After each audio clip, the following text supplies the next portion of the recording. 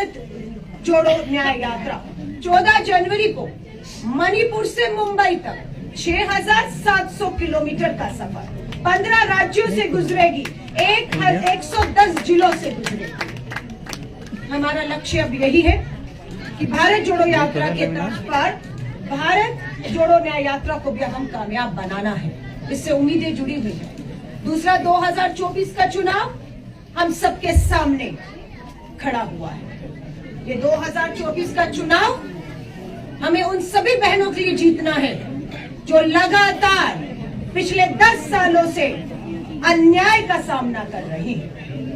हमें उस बेटी के लिए लड़ना है। किस बेटी के लिए? जहां से यात्रा शुरू हो रही है, मणिपुर की उस आदिवासी बेटी के लिए जिन्हें थाने से घसीट कर सामूहिक बलात्कार किया गया और न्याय नहीं मिला है अभी तक। हाँ, मैं माफी चाहूंगी। समझ रही गंभीरता इसकी? यात्रा वहां से मणिपुर से शुरू हो रही है जहां पर आदिवासी दलित बेटियों को थाने में पुलिस स्टेशन के सुरक्षा से घसीट कर सामूहिक बलात्कार किया गया और न्याय मांग रही है। इसलिए यात्रा कब तक? न्याय का हक मिल जाने तक। यात्रा को आगे अगर आप लाएंगे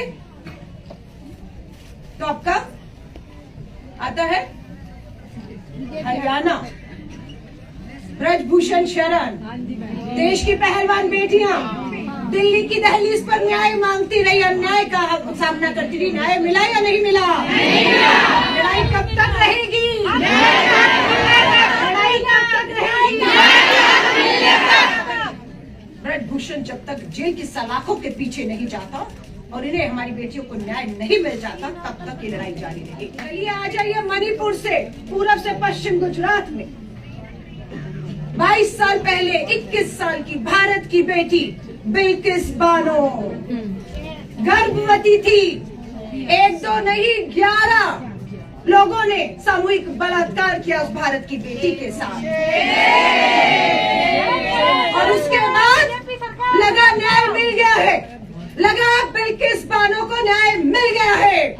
लेकिन 15 अगस्त का दिन याद रखिए 2022 था। क्या हुआ?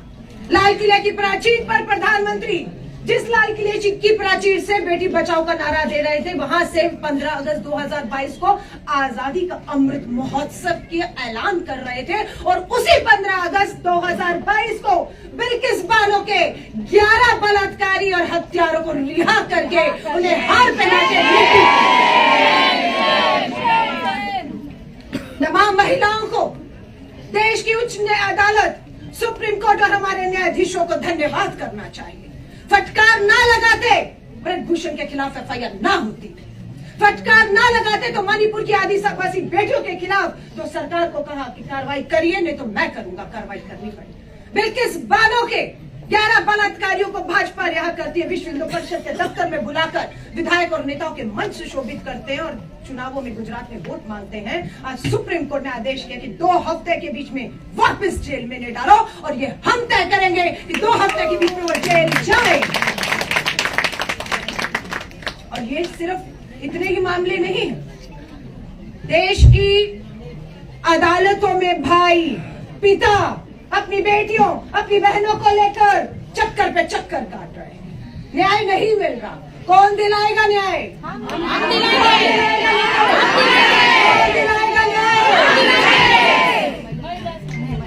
बताइए 100 दिन भारत जोड़ो न्याय यात्रा, न्याय का हक मिलने तक अगले 100 दिन देश की तस्वीर, भविष्य बदलेगा और हम अगले 100 दिन घर में नहीं बैठेंगी, सर पे कफन बांध के निकलने वाली है।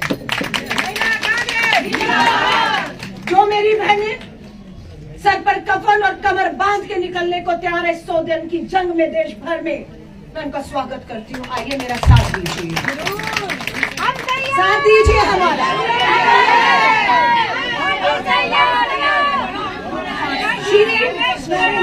नारे नहीं, राजीव गांधी जी को आज श्रद्धांजलि देंगे हम। राजीव गांधी जी का सपना था कि देश की आधी आबादी को उसका हक देना है। उसी का आज नतीजा है कि मेरी यहाँ पर बैठी बहुत सी बहनें पंच और सरपंच हैं, पार्षद और मेयर हैं। आधी आबादी को हक पंचायतों में मिला, नगर और निगमों में मिला, आधा मिला विधानसभा और लोकसभा का आधा अधिकार अभी बाकी है। ये आधी आबादी अपने पूरे हक के लिए लड़ेगी और जीतेगी। 2024 में कांग्रेस और इंडिया अलायंस के जीतते ही महिला कानून जो बन गया है वो लागू कर देंगे और जहां जहां विधानसभा चुनाव होंगे वहां पर महिलाएं लड़कर विधानसभा में पहुंचेंगी, वहां महिलाएं पहुंचेंगी। 24 में महाराष्ट्र का चुनाव है, हरियाणा का चुनाव है, 25 में दिल्ली विधानसभा का चुनाव है। सरकार हमारी आती है, महिला आरक्षण कानून लागू हो जाएगा, महिलाएं पहुंचेंगी विधानसभा में। राहुल जी का ऐलान क्या था? राहुल जी ने ऐलान किया, उनका सपना है अगले 10 साल में देश में 50% राज्यों की महिलाएं मुख्यमंत्री देखना चाहती हैं। सवाल राहुल गांधी जी से किया मैंने, राहुल जी ये कैसे संभव होगा? 10 साल में देश में 50% महिला बहन बेटी में जो लड़ने का जज्बा था, प्रियंका गांधी जी ने उसको जिंदा किया। 40% बहनों को मैदान में उतार दिया, बिना आरक्षण के उतार दिया। हमें था कि हमारे विरोधी भी महिला के सामने महिला उतार ही देंगे मजबूर होकर, लेकिन नहीं। ब्रजभूषण शरण, कुलदीप सिंह सेंगर और पता नहीं कैसे कैसे यौन उत्पीड़न बलात्कार के गंभीर आरोपी धन बल लेकर खड़े थे हमारी बहनों के सामने। पर सलाम करती हूँ, आपने हथियार नहीं डाले, मैदान नहीं छोड़ा, आप लड़ी है।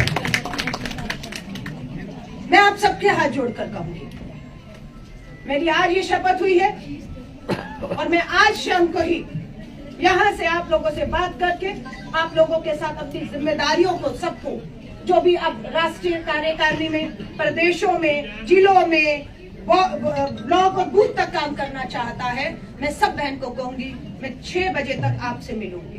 जिनसे नहीं मिल पाऊंगी, फोन कॉल मैसेज व्हाट्सएप पे आप बताइए कि आप क्या जिम्मेदारी लेना चाहती है, किस स्तर की जिम्मेदारी लेना चाहती है।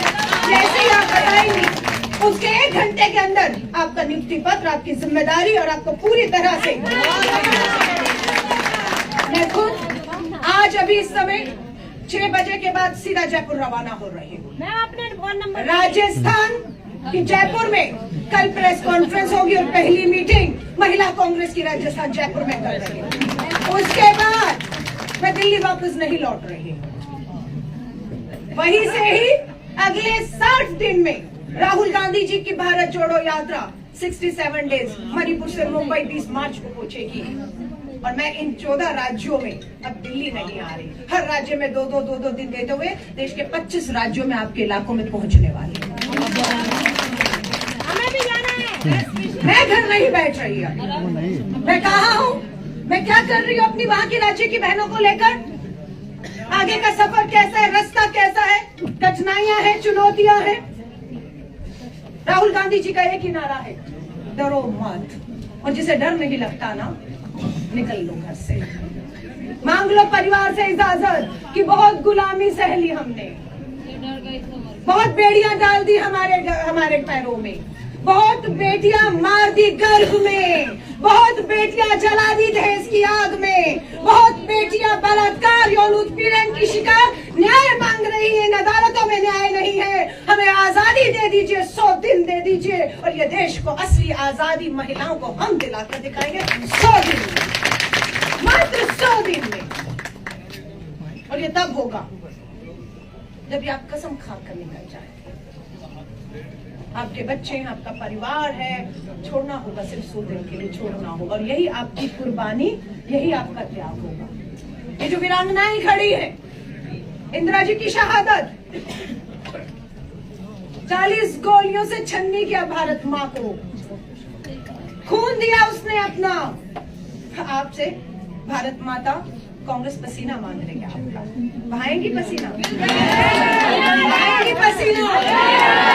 ये उत्तराखंड की बहन मरी तो मुझे दिखी, इसके बाल इतने खूबसूरत थे, बहुत बहुत कठिन था, लेकिन महिला बेटी की, उत्तराखंड की बेटी की लड़ाई लड़ने के लिए इसने सर मुड़ पाया। आप समझ रही हैं? ऐसे हमारी बहनों से जब मैं आज बैठूंगी, बात करूंगी, तो इन सब बहनों जो यहाँ तक पहुंची हैं, हमारी हर एक का बहुत बड़ा योगदान है। यूं ही यहाँ नहीं खड़ी है, बहुत लंबा सफर और संघर्ष हमने तय किया। मैं आप सबसे हाथ जोड़कर मांगिए परिवारों से समय। और हमारी जो आधी आबादी, हमारे बड़े बुजुर्ग बैठे हुए हैं, आप बैठे हैं, सब जो हमारे भाई भी आए हुए हैं, मैं आपसे भी कहूंगी अपनी बहन और बेटियों को सौंप दीजिए महिला कांग्रेस को। गर्व होगा आपके ऊपर कि आपकी बहन बेटियां जो घर बैठी हुई थी वो देश में अपना योगदान दे रही है और आधी आबादी को ताकत दे रही है। हर शोषित पीड़ित को आज लग जाना चाहिए कि बस अब न्याय हो जाएगा। अब महिला कांग्रेस जाग गई और इनके नेता मुझे न्याय दिलाने के लिए न्याय का हक तक अब घर नहीं बैठेंगे। निकल जाइए, निकल जाइए। आप सभी से कहूंगी, दोबारा मकसद भारत जोड़ो न्याय यात्रा को कामयाब करना है। 110 जिले, जिस राज्य जिस जिले से गुजर रही है उस यात्रा में महिलाएं बढ़ चढ़कर हिस्सा लें और उन महिलाओं को आज से संपर्क कर दीजिए। 110 जिलों में राहुल गांधी आ रहे हैं, आपसे मिलने आ रहे हैं, आपका दर्द, आपकी पीड़ा सुनने आ रहे हैं, आपके साथ हो रहे अन्याय को सुनने आ रहे हैं और आपके साथ न्याय का हक मिलने तक आपके साथ खड़े हैं, ये यकीन दिलाने आ रहे हैं। मिलिए जाकर आज से, अभी से उन बहनों से। 110 जिले कौन से हैं, किस तारीख को, किस समय, किन गलियों से वो यात्रा गुजरेगी, कहाँ राहुल गांधी जी आएंगे, उनसे मिलना, मिलाना, उनका भरोसा जीतना, उन्हें पार्टी संगठनों से जोड़ना, आधी आबादी को यह बात की जिम्मेदारी। अभी आपकी जिम्मेदारी है कि आप ऐसा करेंगे, ये मुझे पूरी उम्मीद है। तो मैं अब आपके राज्य में आने वाली हूँ। आज इस मीटिंग के बाद मैं अपनी प्रदेश अध्यक्षों और जो हमारी एनओबीज है, नेशनल ऑफिस बेरर्स है, उन सबके साथ आज मैं बैठूंगी। बाकियों के साथ बैठक में क्या हुआ उसे जानकारी को, आगे के प्लान ऑफ एक्शन को आपके साथ शेयर किया जाएगा। डोनेट फॉर देश, ये हमारा पूरे देश में एक मास कैंपेन है। आपको हर घर में हर महिला से, अगर वो अपनी जेब से, अपनी मेहनत, ईमानदारी का, मजदूरी का, खेत किसान है, वो मजदूर है मनरेगा की, हमारी गरीब बहन है, 10-10 रुपया भी अगर आपको दे तो उसे लाखों समझना। उसे भाजपा के चंदे के सामने हमारा वो महिला का दिया और 10 रुपए का योगदान। तो सबसे निवेदन है, डोनेट फॉर देश में ऑप्शन है महिला कांग्रेस का, 10-20 जिसकी जितनी। मकसद ये नहीं है पैसा कितना आया, मकसद ये है कि कितनी बहनों को आप जोड़ने में कामयाब रही। मकसद ये है कहां तक आप पहुंची, और अगर आप उन तक पहुंच गई तो पक्की बात है आप उनके साथ अन्याय अब नहीं होने देंगे, क्योंकि आप उन तक पहुंच गए, उनका विश्वास आपने किया। तो अभी बस यही आगे के कार्यक्रम है। मैंने बहुत सी हैं, सेल्फी फोटो बहुत चाहती हैं, बुके सब लेकर बैठी हुई है मेरी बहनें। मैं बिल्कुल यहाँ पर रहूंगी, आप सबसे निजी तौर पर मिलूंगी। अभी हमारी मीटिंग शुरू होगी और उसमें हमारे ऑर्गेनाइजेशन के अध्यक्ष केसी वेणुगोपाल जी उस मीटिंग को संबोधित करेंगे। अभी सुबह 11 बजे से लगभग 2 बजे तक हमारी मीटिंग चली, जिसको हमारे कांग्रेस के राष्ट्रीय अध्यक्ष केसी वेणुगोपाल जी ने उस मीटिंग को लिया और जिसमें महिला कांग्रेस के लिए आगे का हमारा क्या हमारे से उम्मीदें हैं, क्या हमें कार्यक्रम दिया, वो हम सब आज की अभी मीटिंग में आदरणीय केसी वेणुगोपाल जी भी आएंगे, वो संबोधित करेंगे और उसके बाद आप सबको कार्यक्रमों की जानकारी रहेगी। Social media, Facebook, Twitter, Instagram, WhatsApp channel है, लगातार जुड़कर सारी जानकारी। टीवी आपको शायद दिखाए या ना दिखाए। लोग मुझे कहते हैं बीएचयू की बहन के साथ गैंगरेप हुआ, 1 जनवरी को प्रेस कॉन्फ्रेंस हुई, आज 10 है, मुद्दा खत्म हो चुका है। बिल्किस बानो के बलात्कारियों को रिहा किया, मुद्दा खत्म हो चुका है। ब्रजभूषण शरण 24 का चुनाव लड़ने की और जीतने के दावे कर रहा है और उसी के दावे पर प्रधानमंत्री जी 400 पार करके हैट्रिक लगाने की बात कर रहे हैं। आप समझ रहे हैं? उनके पास धन है, उनके पास बल है, उनके पास ताकत है, उनके पास सीबीआई है, ईडी है, साजिशें हैं, झूठ है, हिंसा है और आपके पास महात्मा गांधी जी का बताया हुआ सत्य और अहिंसा का रास्ता है। मैं लास्ट बात कह रही हूँ, दिल्ली में खड़ी हूँ, दिल्ली की राजधानी में खड़ी हूँ, लास्ट बात। और ये बात मैं कह रही हूँ दिल्ली पुलिस कमिश्नर के लिए, ये मैं बात कह रही हूँ दिल्ली के चुनाव, राष्ट्रीय चुनाव आयोग के लिए। लेकिन आप जिन राज्यों की है ना, वहाँ के पुलिस कमिश्नर पुलिस को ये बता दीजिए, अन्याय नहीं सहेंगे। सरकारें होंगी जिसकी भी है, लेकिन आप डंडे के जोर पर महिलाओं के खिलाफ अगर अत्याचार होगा, सुरक्षा देने में आप विफल होंगे, हम सड़कों पर आकर लड़ेंगे, आपको जो करना हो कर लीजिएगा। मैं प्रवक्ता हूं, मेरे साथ और भी महिला प्रवक्ता हैं। हमें धमकी आती है कि आप मोदी सरकार के खिलाफ बोलना बंद कर दीजिए, आप बेटियों के साथ यौन उत्पीड़न बलात्कार करने वाले भाजपा नेताओं के खिलाफ बोलना बंद कर दीजिए, वरना क्या होगा। रोज वीडियो ऑडियो फोन आते हैं, आपकी गर्दन काट दी जाएगी। गर्दन है कि भाई कितनी बार काटोगे, रोज काटते हो और हम रोज निकल जाते हैं। फिर ये धमकियों से डरने वाले नहीं। दिल्ली पुलिस कमिश्नर को वीडियो ऑडियो मैसेज फोटो सब भेजा, एक नहीं 2 बार भेजा। समय मांगा, हम 4 महिलाएं दिल्ली पुलिस कमिश्नर से मिलना चाहती हैं, समय नहीं दिया गया। आज 15 दिन हो रहे हैं। अब पुलिस कमिश्नर साहब और हर राज्यों की पुलिस को कह दीजिएगा, हमारे ऊपर अगर धमकी आएगी, हमारे ऊपर हमला होगा, हम खुद निपटना चाहती हैं, हम निपट लेंगे, आप तक ना आएंगे भी नहीं। लेकिन अगर हमारी लड़ाई हमारी देश की बेटी बहनों के लिए है, उनके खिलाफ हो रहे यौन उत्पीड़न और बलात्कारों के लिए है, तो अब आपसे समय नहीं मांगेंगे। 4 नहीं आएंगी, अब 4000 आपके दरवाजे पर आएंगी और अब हम अंदर नहीं, आप बाहर आएंगे, आप बाहर आएंगे। सुनेंगे आप। सुरक्षा की जिम्मेदारी है आपकी, हमारी बेटियों की। भारत की राजधानी अपराध में नंबर 1 पे खड़ी है। उत्तर प्रदेश की अभी जानकारी आई है, राष्ट्रीय महिला आयोग ने कहा है। कहां खड़े हैं हम, कब तक बर्दाश्त करेंगे। तो संदेश साफ है। और जो गीत बज रहा था, मैं अपने भाषण के बाद वो चलाऊंगी, लाइन आपको समर्पित कर रही हूँ। महिलाएं देखिए जरा कितनी खूबसूरत कोमल है, लेकिन हमारी कोमलता को हमारी कमजोरी। अरे कोमल सी महिला है, पतली सी महिला है, जान नहीं है, क्या कर लेगी। हाँ, और आप दरिंदे समूह में आते हैं और बलात्कार करते हैं। तो एक ही बात मैं सबको कहती हूँ, हमारी कोमलता को हमारी कमजोरी समझने की भूल और गलती कोई ना करे। आज सबको संदेश दे दीजिए, कोमल है,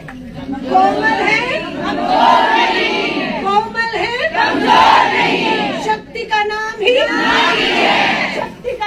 नारी है, जग को जीवन देने वाली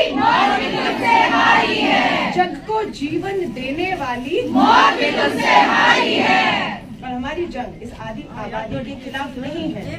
इस आदि आबादी को जो पुरुषों की भाइयों की है, इस आदि आबादी को हमें अपने साथ लेकर इनकी मदद से, इन्हीं के बीच में जो घूम रहे हैं दरिंदे, जो बेटियों को नोच रहे हैं, हमें इन्हें साथ लेकर आदि आबादी को पूरी करते हुए दरिंदों को ढूंढकर अंजाम तक फांसी के तख्तों तक चढ़ाना है।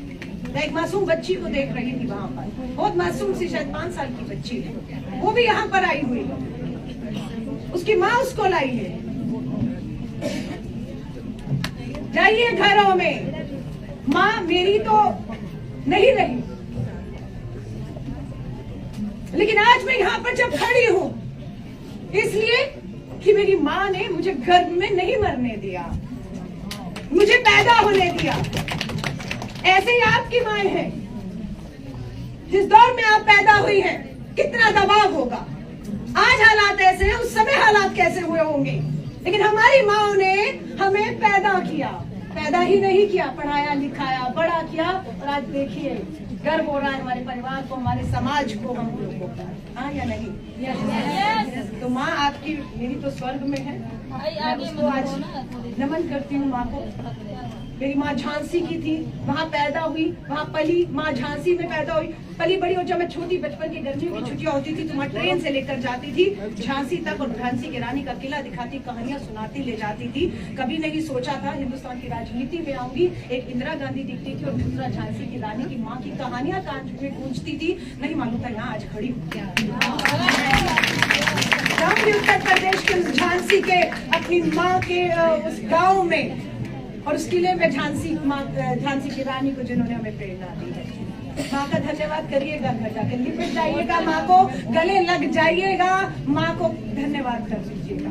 धन्यवाद माँ, तुमने हमें जन्म दिया, तेरा नाम हम नहीं नीचा होने देंगे। जिस समाज ने तुझे बेटियों के नाम पर कोसा माँ, आज वही समाज तुझे आकर बधाई देगा, तुझे बधाई देगा अपनी बेटियों पर नाज करके। मैं कहूंगी अपने साथियों को, उम्र है कमजोर नहीं होगी तो वो तस्वीरें लगाए और अपनी बहनों को मिलूंगी। आप सबका तहे दिल से मीडिया के साथियों को कहूंगी,